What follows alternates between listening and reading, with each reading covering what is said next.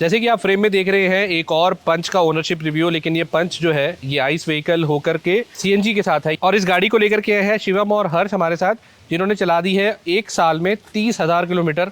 और ऑलमोस्ट जो इनकी रनिंग रही है वो ज़्यादातर इनकी लॉन्ग ट्रिप्स में उन्होंने कवर किया है।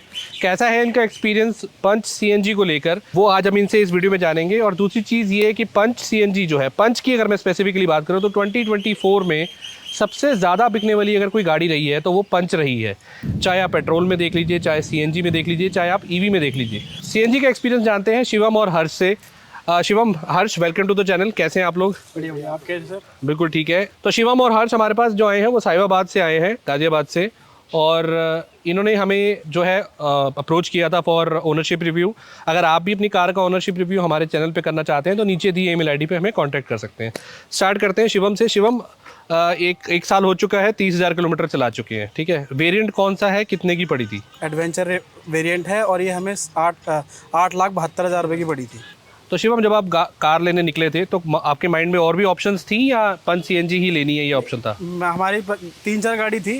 पहले तो हम गए नेक्सॉन पे, पर क्योंकि नेक्सॉन सीएनजी आई नहीं थी तो फिर हमने ब्रीज़ा देखी। ब्रीज़ा में थोड़ा सीट का और स्पेस की दिक्कत थी, तो हमारी लास्ट में 2 गाड़ी फाइनल हुई। एक तो ओरा सीएनजी और एक पंच। अब क्योंकि ओरा में, क्योंकि मेरे पास पहले भी i10 थी तो मैं ओरा में बैठा, तो ऐसा लग रहा था मैं i10 में ही बैठा हूँ। होंडा ही लेना नहीं चाहता? हाँ, मतलब रीज़न यही था कि सेम ही हो रही थी स्पेस का। फिर मैंने कहा थोड़ी ऊँच, मतलब फील नहीं होती कि कुछ नया ले रहा हूँ मैं, अपग्रेड ले रहा हूँ। तो मैंने कहा अगर अब जब 8-9 लाख रुपये फूक रही, सेम ही रेट थी लगभग दोनों, वो भी 9 लाख रुपए की। पर वो गाड़ी जो है वो कॉम्पैक्ट हैचबैक में आती है, ये थोड़ी सी माइक्रो एसयूवी में आती है। फिर दूसरा ये भी था कि पीछे सीट पे बैठा हुआ ऐसा लग रहा था कि मतलब क्लॉस्ट्रोफोबिक होता है ना, थोड़ा सा ये। इसमें क्या है, पीछे की सीट बोला थोड़ी सा एक आदत हो गई, क्योंकि i10 हम चला ही रहे थे। इस वजह से फिर हमने लास्ट में थोड़ा सा रिलायबिलिटी इशू देख देख के और वीडियोस देख देख के कि हाँ, पर मैंने कहा चलो देखी जाएगी, कम से कम एटलीस्ट ये है कि कुछ चेंज तो होगा, कोई एक फील होती है ना अलग। तो इसीलिए फिर हमने लास्ट में ये पंच ली। अब क्योंकि हमने i10 चला चुके थे, 1 साल हमने लगभग वो रखी, और 1 साल में नहीं सॉरी 6 महीने हमने लगभग रखी। 6 महीने में करीब 11,000 के किलोमीटर के आसपास हमने चलाई। तो हमने उसकी कैलकुलेशन निकाली पेट्रोल की, तो वो लगभग 75 से 80,000 पेट्रोल भरवा चुके थे हम उसमें। ठीक है। अब फिर हमने देखा, मैंने कहा अगर हम इतना ही अगर इस पेट्रोल में लगा रहे थे, इतनी बड़ी गाड़ी ले लेंगे, नहीं। और फिर हमारा दूसरा ये भी था कि 6-6 महीने में गाड़ी चेंज करने की चुल उठ रही थी, क्योंकि यूज़ थी वो, हमने पुरानी ली थी। अच्छा। तो वो यूज़ थी, तो क्योंकि 6-6 महीने में बार चुल उठ रही थी, गाड़ी चेंज करनी। अब काम पे ध्यान लग नहीं रहा था। क्योंकि होता है ना कि वो एक आदत है कि गाड़ी दूसरी लेनी है। हाँ, एक तरफ से ध्यान सेट हो जाए, फिर बंदा बिजनेस पे ध्यान देता है। इसलिए हमने फिर नई ले ली कि एक ही बार लेके ख़त्म करते हैं। और फिर सीएनजी भी थी कि हमारी रनिंग तो थी, हमने चेक कर लिया, क्योंकि हमारे पास नैनो थी उससे पहले, वो भी हमने करीब 13,000 किलोमीटर चलाई, तो उससे उसकी भी रनिंग ठीक ठाक हुई है। वो भी 6-7 महीने रखी हमने लगभग। तो इसी तरीके से इसलिए हमने फिर ये सीएनजी ही प्रेफर करी कि हाँ ठीक है, हमारी रनिंग है अच्छी खासी। ठीक है। अच्छा, एक चीज़ जो माइंड में आती है, पेट्रोल और सीएनजी में डिफरेंस भी ज़्यादा नहीं रह गया है, ठीक है। नो डाउट इसमें माइलेज आपको ज़्यादा मिलती है, वहाँ डिफरेंस आ जाता है। अभी भी एक 10 से 15 रुपये का फर्क 82 के आसपास है, 80-82 के आसपास है मेरे ख्याल से सीएनजी। हाँ, ठीक है। और 95-96 का पेट्रोल है, ठीक है। ईवी की तरफ नहीं सोचा कि ईवी में ज़्यादा, अगर आपको रनिंग ज़्यादा ही थी, आपको कॉस्ट सेविंग भी करनी थी, अब तो ईवी के प्राइसिंग भी जो है नीचे आ गई है, तो नहीं सोचा कि ईवी ले लेते हैं, वो ज़्यादा बेटर रहेगा? एक्चुअली ईवी के साथ दिक्कत ये है कि अभी इतना अच्छा इंफ्रा नहीं है। अब क्योंकि हम लंबे टूर पे जाते हैं, अब जैसे मैंने आपको बताया, हम लॉन्ग टूर ज़्यादा मारते हैं। और जैसे हर महीने हमारा खाटू श्याम जी जाना होता है, नैनीताल में हम नीम करौली बाबा जाते हैं हर 2-3 महीने में, 4 महीने में। तो हमारा वो फिक्स रहता है। अब क्या है ना, वो एंजाइटी बनी रहती है कि चार्जिंग। हम थोड़े से आलसी किस्म के आदमी हैं कि एक बार पड़ी है तो खड़ी है वो, इसलिए हमने ईवी नहीं देखी। सीएनजी फिक्स था कि सीएनजी ही लेनी है। अच्छा। अगर पेट्रोल पे जाते तो फिर गाड़ी अच्छी और थोड़ी सस्ती देखते, और कोई इसलिए हमने थोड़ा बजट, हमारा तो बजट भी 7 के आसपास था। तो हम बेलिनो देख रहे थे, फिर बेलिनो में सेफ्टी नहीं है, फिर हम ये सेफ्टी भी चाहिए थी। फिर हमने देखा कि मतलब लोग कहते हैं कि इंजन हमें पावर नहीं चाहिए। देखो मैं सीधी हाँ, ठीक है, हमें कोई भगानी नहीं है, हम तो इसको भी 150 भगती है, ऐसी बात नहीं है। लेकिन वो जब हाईवे पे कोई ऐसा मुझे फील नहीं होता कि हमारी गाड़ी की स्पीड कम है या कुछ कम है। इनिशियल है लैग, वो सब जानते हैं, वो थोड़ा टाटा के साथ है ही। बट आप उसके लिए ओके हैं, क्योंकि आपको वैसा नहीं चाहिए था। आपको जो चीज़ चाहिए थी वो ये था कि आपको रेंज अच्छी मिले, माइलेज अच्छी मिले, ताकि थोड़ी कॉस्ट सेविंग हो सके, मजबूती कि हाँ गाड़ी में लगे कुछ बैठे हैं, एक सेफ्टी है होनी चाहिए, ऊंची भी है। अच्छा शिवम, एक चीज़ और यहाँ पे ना लोग इस पे बात करते हैं कि पीछे जो है वो एक तो एसी वेंट्स नहीं आते हैं इसमें, ठीक है। दूसरा, थोड़ा सा स्पेस के टाइम देखा जाए तो 2 लोगों के लिए तो ठीक है, बाकी अगर 3 लोगों के लिए बैठना तो थोड़ा सा क्रंच रहता है। आपकी फैमिली में कितने लोग जाते हैं जब आप लॉन्ग ट्रिप करते हैं, ऐसा कुछ इशू आपको फील हुआ है? अब मैं कैसे बताऊँ आपको, मेरा जब कहीं जाते लगभग 5 तो जाते ही। अब मैं ऐसे देहरादून गया, अपनी फैमिली, मेरी वाइफ, मेरी बहन, मेरी मम्मी, छोटा भाई और मैं, दीदी के 2 बच्चे, इसमें गए देहरादून। अच्छा, वो सब लोग इसमें गए। हाँ, तो अच्छा, आप लगा सकते हो, ऐसा कुछ है नहीं। देखो वो तो देखो, जिसे बिल्कुल ही वो चाहिए कि हाँ खुली गाड़ी, तो फिर वो बजट बढ़ाना पड़ेगा ना। फिर वो हाँ ठीक है, Ertiga बिल्कुल सही बात बजाना है। पड़ेगा। आदमी भी बजट है अपने हिसाब से, और हमें कन्वीनियंट लगती है, हमें कोई दिक्कत नहीं आती, स्पेस की कोई ऐसा मुझे इशू नहीं लगता। और एसी तो बढ़िया है ही, टाटा सब जानते हैं। मतलब मैं सड़ी गर्मी में भी मतलब एसी का कभी हम मुझे ये नहीं कहता कि भैया कम कूलिंग कर रहा हूँ मैं। और आप यकीन मानोगे, हमने जब नैनो से तो हम मध्य प्रदेश कर चुके हैं, उस सड़ी गर्मी में भी उसका एसी वो भी कामयाब बढ़िया था, हाँ। लेकिन उसके साथ दिक्कत एक थी कि उसका इंजन पीछे तो गर्म हो जाती थी पीछे से। तो इसलिए कम कामयाब था, आगे का केबिन बिल्कुल ठंडा करता। तो हम तो उस लेवल से देख चुके, तो ये तो बहुत ही कूलिंग कर देती है अच्छी खासी। हम मतलब हम जब भी, जैसे अगर हम किसी भी रूट को पकड़ लें, हाईवे पे इतनी गर्मी हो जाती है कि अच्छी गाड़ी भी फेल हो जाती है कई बार, बट हाँ हमें कभी ऐसा महसूस नहीं होने दिया इसमें। ठीक है। अच्छा शिवम, एक चीज़ और बताओ कि इसमें कितनी आपको माइलेज मिल रही है, अभी कितने किलोमीटर अब पर ऐसे केजी लगाओ, निकाल हम पा रहे हो? पुष्कर जी गए थे, यहाँ से हम पुष्कर जी गए, तो पुष्कर जी के लिए पहले हम गए खाटू श्याम जी पुष्कर जी। उसमें लगभग हमारी गाड़ी चली करेक्ट 1000 किलोमीटर। ठीक है। और 2850 या समथिंग की हमारी सीएनजी लगी है टोटल, आना जाना। और टोटल सीएनजी पे चली है? टोटल सीएनजी पे चली थी। उससे हमने सीएनजी की टेस्टिंग कर रहे थे पूरी, तो हमें कहाँ दिक्कत आ सकती है। तो एक बार फुल कराने पे कितना ये आपको जो है डिस्टेंस कवर कर देती है कि आपको दोबारा सीएनजी भरवानी पड़ती है? 200 से 250 हमारी चलती है। 200-250 हम हल्का ही पैर रखते हैं, तो मेरा भाई और मैं सेम ही लगभग चलाते हैं। हाँ। हमारी जो कैलकुलेशन सेम ही होती है कि हल्का पैर रख के चलाते हैं हम। और लगभग हमारी 200 से 250 ही लगभग मान के चलो। कई बार तो हमने 38-37 की भी एवरेज निकाली। जब मैं पुष्कर जी की बात कर रहा हूँ, तो उस टाइम मैंने 37 की भी एवरेज निकाली। अब कोई मानेगा नहीं, मैं वीडियो दिखाऊंगा। मैंने एक सीएनजी पंप, सेम ही कंपनी के सीएनजी पंप से, एक पंप से दूसरे पंप में सीएनजी डलवाई, उसकी वीडियो दिखाऊंगा, पड़ी होगी मेरे पास। तो उसमें हमने जो एवरेज निकाली थी 37-38 की एवरेज दिखा रही थी। वो 1.5-2 किलोमीटर की, सॉरी 1.5-2 किलो गैस की ही निकाली थी। अच्छा। लेकिन ओवरऑल हमारी 2800 समथिंग में 1000 किलोमीटर चली थी। ठीक है। वैसे अगर आप एक बार फुल कराते हैं तो कितने पैसे लगते हैं?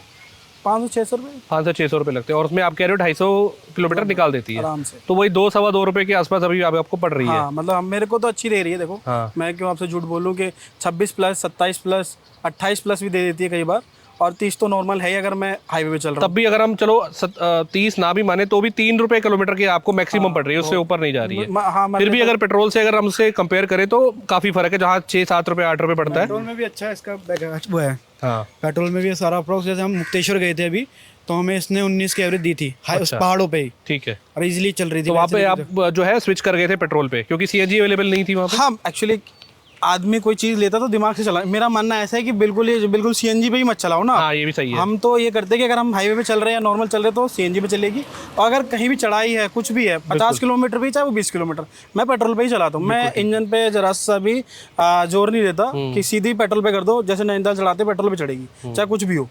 वैसे भी एक नॉर्म जो है ऑफिशियल नहीं है, लेकिन बताया जाता है कि आप 500 या 1000 किलोमीटर पे 100 किलोमीटर या 150 किलोमीटर का पेट्रोल जरूर चलाएं। चलती है हमारी। हाँ। अभी जैसे कल तक भी कल ही तो सीएनजी डलवाई, 2 दिन, एक हफ्ते तो सीएनजी नहीं थी इसमें। अच्छा, टाटा की सर्विस पे आते हैं। इससे पहले मैं ये जानना चाहूंगा कि एक साल में जो 30,000 चला दी, कहाँ कहाँ घूम चुके, कहाँ कहाँ के ट्रिप जो है ये गाड़ी लगा चुकी है? हम खाटू श्याम जी हर महीने, जैसे मैंने आपको बताया, खाटू श्याम जी जाते हैं, बालाजी जाते हैं, फिर पुष्कर जी होया है। बाकी एक लंबी ट्रिप हमने अभी की थी। हम गए तो सिर्फ महाकाल बाबा के दर्शन करने थे, ओमकालेश्वर जी, महाकाल और सीहोर। अच्छा। बट उसके साथ साथ बाबा ने ऐसा बुलाया कि फिर हम उससे 5 ज्योतिर्लिंग करके आए। अच्छा, पूरे कवर करके आए? जिसमें भीमा शंकर औरंगाबाद में, गृहणेश्वर है, फिर नासिक में त्र्यंबकेश्वर है, शनि सिंगापुर, शिरडी साई बाबा। अच्छा। सारे हम एक ही ट्रिप में करके आए। जितने थे सब कवर हो गए? हाँ, 5 उधर के, क्योंकि हमारा मतलब ऐसी बाबा ने बुलाया, कुछ भी कह लो आप। पूरे हाईवे पे हमने कुछ कमी नहीं थी। गाड़ी ने सीएनजी, मैं उसमें बताता हूँ आपको, 3700 किलोमीटर टोटल गाड़ी हमारी चली थी,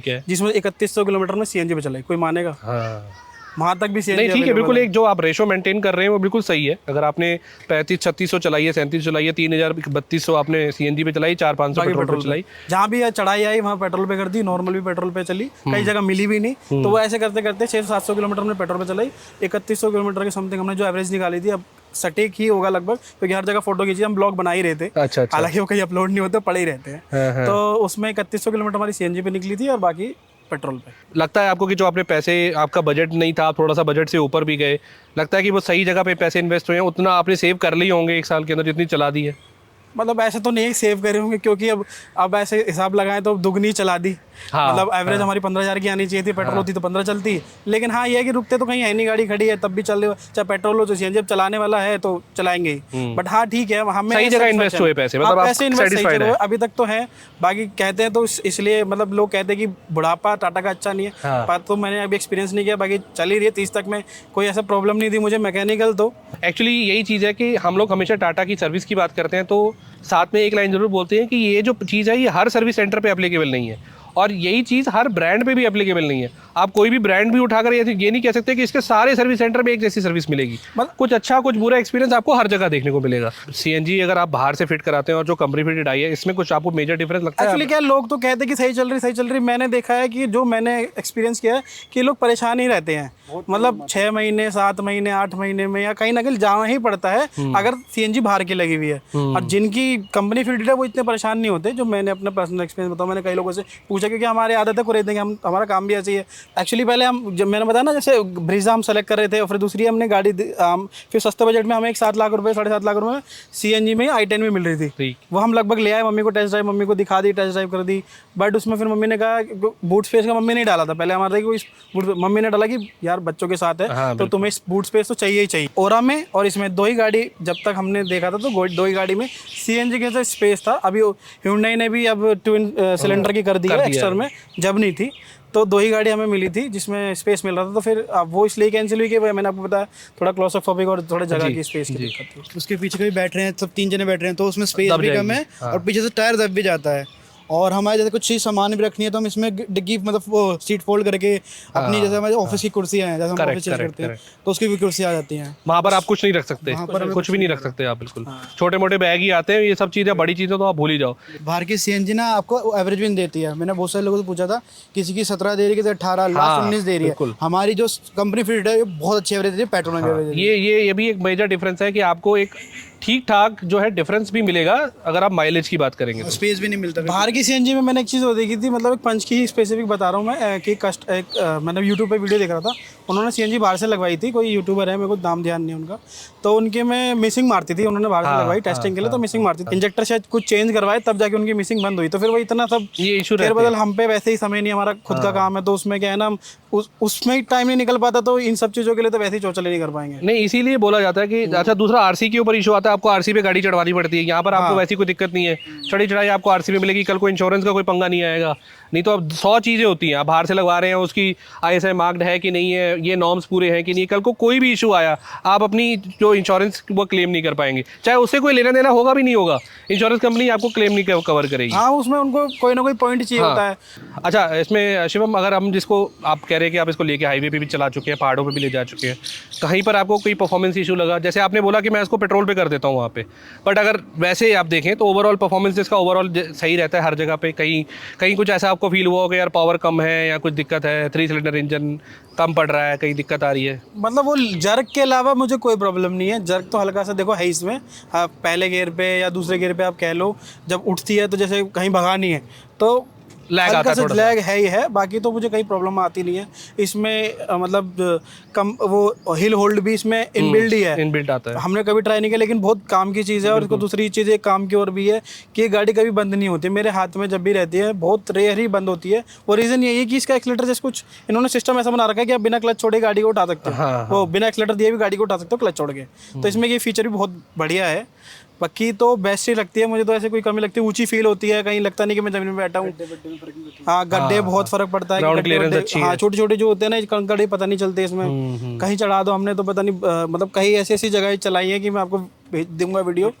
भट्टों पे, ईंट के भट्टों में, गलियों में, गार की, मतलब जहाँ गलियों में, और निकल गई, आराम से निकल गई, फुली लोडेड थी गाड़ी उस टाइम। हाँ, अभी गए मैं अभी रिसेंटली बताना, अभी 1 हफ्ते पहले गए थे हम खाटू श्याम जी, तो बालाजी से आ रहे थे, तो पता होगा सबको बालाजी का, जब दिल्ली की तरफ आते तो रास्ता बड़ा सिंगल लेन है और कैड़ा है, तो उसी में एक रास्ता बंद था कि जो हमें हाईवे पे चढ़ना था। अच्छा। तो हम गाँव के अंदर घुस गए और गाँव में पानी भरा, क्योंकि बरसात हुई थी उससे 1 दिन पहले, तो पानी भरा पड़ा था और इस लेवल का पानी होगा अच्छा खासा। तो उस गार में ही चलाई हमने और कहीं हमें डर लग रहा था। हमने पूछा किसी से बस कि आसपास के भाई गड्ढे तो नहीं है, उन्होंने कहा गड्ढे नहीं है, चलो पिछली कहीं टेढ़ी हो रही, कहीं हो रही, लेकिन आराम से निकल गई, लेकिन फंसी नहीं गई, कहीं अभी तक नहीं फंसी है और ना भगवान ना करे आगे फंसे। एक हमारा इंसिडेंट हुआ था कि उस टाइम पहले खाटू श्याम जी गए थे, तो वहाँ पर ना रास्ता बंद कर रखा था, कोई तेल का वो टैंकर वगैरह पलटने गए थे, तो हम कहीं गलियों में से लेके गए थे, इतने मतलब जितने एक खेत के और दूसरे खेत के बराबर की जगह होती है ना, वहाँ हम और एक ट्रैवलर वाले दोनों ही चल रहे थे बस, बाकी गाड़ी को जाए नहीं। जैसे वैगनार थी हमारे पीछे, वो भी रुक गई थी, और एक और गाड़ी थी वो भी रुक गई थी, हमारी गाड़ी दोनों चलती रही। हम 5 जने थे, फिर भी चल गई, फिसली थी एक जगह लेकिन फिर भी चलती रही, बिल्कुल बहुत बारीक जगह, स्क्रैच भी पड़ गई इसी बहाने। अच्छा। लेकिन हाँ चलती रही बहुत बढ़िया से। मेरा ये कहना है कि हमेशा अगर आप सीएनजी लेना चाह रहे हैं तो कंपनी फिटेड सीएनजी लें, सेफ्टी वाइज भी बेटर है, माइलेज वाइज भी बेटर है, परफॉर्मेंस वाइज भी हाँ बेटर है। एक्चुअली क्या है ना, मार्केट में बहुत सारे भैया हो गए हैं जो लगाते हैं सीएनजी। अब हर किसी का हाथ का पता नहीं है तो किस तरीके से काम करो, और आप वैलिड जब तक नहीं कर सकते तब तक आप एक्सपीरियंस नहीं कर लेते। अब किसी की काम कर रही है, किसी की नहीं कर रही। अब कंपनी का क्या है, कंपनी का तो वो एक ही चीज़ चलती है, वो एक ही चीज़ उन्हें फिट करनी है, अलग अलग कुछ है ही नहीं। अब मल्टी ब्रांड में क्या होता है, वो अलग अलग गाड़ी में अलग अलग तरीके से लगाते हैं। अब इसमें क्या है, वो एक ही गाड़ी आनी है, उनको तो फिट करनी है। मेरा दूसरों की एक सेट ऑफ नॉर्म्स हैं जो उन्होंने नॉर्म्स फॉलो करने हैं और उसको उस लेवल को अचीव करना है। हाँ उसी हिसाब से वो लगाते। तो मेरे को जहाँ तक समझ में आती है कंपनी फिटेड ज़्यादा बढ़िया रहती है। ओवरऑल अगर हम कार को देखें तो आपने एक्सपीरियंस आपने शेयर किया, वो सब सही है, कोई ऐसा इशू आपको नहीं आया। आउट ऑफ 10 क्या रेट करोगे अपनी मैं गाड़ी को? कहूँगा आउट ऑफ 10 इसको 8 या 9 देंगे। 100% कोई भी अच्छी चीज़ अच्छी नहीं कहते हैं कि मतलब हमारे बड़े कहते हैं कि 5 उंगली कभी घी में जाती नहीं है, बराबर नहीं होती। हाँ अब कहीं ना कहीं तो कॉम्प्रोमाइज़ करना, हमें पिकअप से कॉम्प्रोमाइज़ करना था क्योंकि हमें साइज़ बड़ा थोड़ा चाहिए था, और एक ठीक है कि हाँ हम अगर लंबे उस पर चल रहे हैं ना तो एक फील हो कि हाँ मतलब मैं अगर 150 भी भगाता हूँ ना तो एक वाइब्रेशन से लेकर कुछ फील नहीं होती। आपको मैं वीडियो दिखाऊंगा। ऐसे ही हम मुंबई से वापस नासिक से वापस आ रहे थे, दिल्ली बदौरा हाईवे पे थे, तो वहाँ पे एक कार्निवल चल रही थी 150 के आसपास। मतलब वैसे चलानी नहीं चाहिए इतनी तेज़, बट एक कार्निवल चल रही थी, एक 300 थी और एक हमारी थी, तो ये सब बराबर ही चल रही थी। और 140 145 हाँ 150 तक तो खैर पानी की तरह पेट्रोल भी गई थी। हाँ वो मतलब वो 3 डॉट थे हमारे, वो 3 डॉट 150 किलोमीटर के आसपास समथिंग या 70 किलोमीटर में वो पूरा पी गई। भाई ठीक है यार, या तो परफॉर्मेंस ले लो या फिर माइलेज ले लो, दोनों में से दोनों चीजें तो बराबर मुश्किल ही मिली। हमने मतलब मैंने एक चीज़ अभी एक्सपीरियंस करी बाहर की।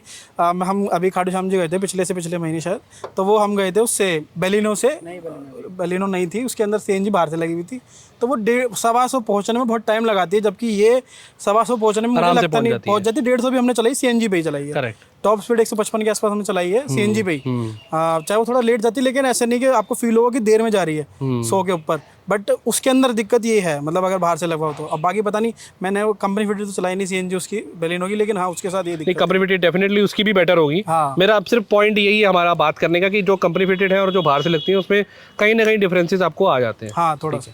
तो 8 या 9 पॉइंट्स आप देंगे। एक जो नंबर काटा है वो बेसिकली हल्का सा जो जर्क है या थोड़ा जो लैग है, जो गियर का एक सॉरी बताने भूल गए शायद मैं, गियर का तो इसका आपको सबको ही पता है, वो तो हल्का सा पहले से दूसरे में जब जाती है तो थोड़ा सा फर्क वो गियर और एक अटकना भी है। जैसे मेरे पास i10 मेरी कम से कम 12 साल पुरानी थी, उसके तो स्मूथ है, बहुत स्मूथ मतलब यूं और यूं और यूं, और इसके साथ थोड़ा सा मैं भी ऐसा महसूस होता है गिरारी अटक रही है। मैं भी i10 से नेक्सॉन पे शिफ्ट हुआ हूँ। तो i10 से नेक्सॉन पे शिफ्ट होने के बाद मेरे को भी ये फील थोड़ा सा हुआ था, थोड़ा टाइम लगा था, बिकॉज i10 के बहुत ज्यादा स्मूथ होते हैं, वो तो एक उंगली से आपकी आगे पीछे होते हैं, इसमें थोड़ा सा पकड़ने के बाद एक गिरारी के ना, गिरारी महसूस नहीं होती, इसमें महसूस होती है कि गिरारी अटक रही है। नेक्सॉन में थोड़ा इशू कम है, पंच में थोड़ा सा ज्यादा है, ठीक है। और नेक्सॉन सीएनजी के लिए अगर आप जाएंगे तो अब आपको वहाँ पे टर्बो का ऑप्शन भी आता है, तो टर्बो इंजन के साथ अब सीएनजी का ऑप्शन आ रहा है, विच इज वेरी गुड, जो कि हमने वो भी चलाई है, तो टर्बो के साथ और अच्छी परफॉर्मेंस आती है और रेंज भी वो अच्छी ठीक ठाक निकाल के दे देती है। मतलब ओवरऑल तो मेरा ऐसा है कि अगर किसी को गाड़ी ऊंची और एक ठीक ठाक लोकल के हिसाब से भी या हाईवे के, मतलब मैं तो कहूँगा कि मैं जब 3700 किलोमीटर एक ट्रिप कर चुका हूँ तो मुझे कहीं प्रॉब्लम नहीं आई। शिवम ने और हर्ष ने अपनी कार को जो है 30,000 किलोमीटर चलाने के बाद 9 पॉइंट दिए हैं। सीएनजी के साथ पूरी तरह से सेटिस्फाइड है, ये मानते हैं इस चीज़ को कि अगर आप एक अच्छी गाड़ी लेते हैं आपको कहीं ना कहीं जो है कॉम्प्रोमाइज़ करना पड़ेगा। परफॉर्मेंस में भी वो उस लेवल पे परफॉर्मेंस पे नहीं कि बिल्कुल ही गाड़ी दब जाती है, कहीं चीज़ों पे जहाँ पे आपको सडन एक्सेलरेशन चाहिए या ओवरटेक करना है तो वहाँ पर जब आप एकदम इसका एक्सीलरेटर पेडल प्रेस करेंगे तो उतना आपको एक जो सडन टॉर्क जो है वो नहीं मिलेगा, वहाँ पर आपको थोड़ा सा वेट करना पड़ेगा अगर आप किसी को ओवरटेक कर रहे हैं, या फिर बिल्कुल गाड़ी जब आप उठा रहे हैं तो एकदम से आप जो चाहते हैं कि भाई एकदम हवा बन जाए वो ऐसा नहीं हो पाएगा। पेट्रोल में थोड़ा सा है, थोड़ी सी पेट्रोल भगती है पहले जर्क तो फर्स्ट गियर तो जर्क है ही है, वो पेट्रोल हो चाहे सीएनजी हो, लेकिन जब नॉर्मल आप उस पे आते हो तो पेट्रोल में पिकअप है अच्छा खासा, ठीक लगता है, भगाने में कोई कमी नहीं आती है। सीएनजी के साथ थोड़ा सा है, हाँ सीएनजी के साथ तो देखो सब गाड़ियों का है, बट हाँ उतना नहीं है कि आप कहोगे यार बिल्कुल ही जो है मजा नहीं आ रहा चलाने में, या बिल्कुल ऐसा फील हो रहा है कि यार क्या ही ले लिया, वैसा कुछ फील नहीं होगा। तो इस नोट के साथ वीडियो को एंड करते हैं। थैंक यू शिवम आने के लिए, आपने एक्सपीरियंस शेयर किया, thank you Harsh. So I think ये आपके लिए जो है वीडियो नॉलेजेबल रहा होगा। अगर आप एक टाटा पंच CNG सोच रहे हैं या फिर अभी सर्च कर रहे हैं कोई भी CNG के लिए, तो एक पंच CNG जो है आपके लिए एक अच्छा ऑप्शन हो सकता है। अंडर 10 lakhs आ जाता है, सबसे बड़ी बात ये है, एक SUV वाली फील देता है। 4 लोग आराम से बैठ जाते हैं, अगर आप बहुत ज़्यादा हेल्दी नहीं है तो 5 भी बैठ जाएंगे, 3 लोग पीछे आराम से बैठ जाएंगे।